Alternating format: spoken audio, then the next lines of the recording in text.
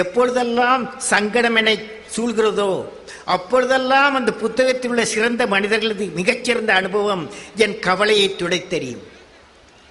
எப்பொழுதெல்லாம் மிக்க மகிழ்ச்சி என்னை கட்டில்லாத மகிழ்ச்சியாக மாற்றுகிறதோ அப்பொழுதெல்லாம் நம் உணர்வுகளுக்கு ஆட்பட்டு விடாமல் எனது மனதை சரிசமப்படுத்தி ஒரு நிலைப்படுத்தும் சக்தியாக நல்ல புத்தகங்கள் விளங்குகிறது.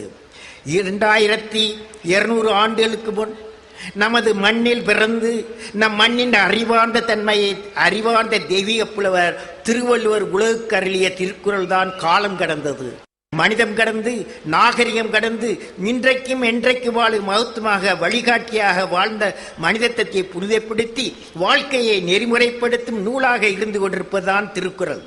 எனது வாழ்க்கையின் பல்வேறு நிலைகளில் உறுதுணையாக இருந்து, உற்ற துணையாக இருந்து, வாழ்க்கையின் வழிகாட்டியாக என்னை வழிநடத்தியது திருக்குறள் தான்.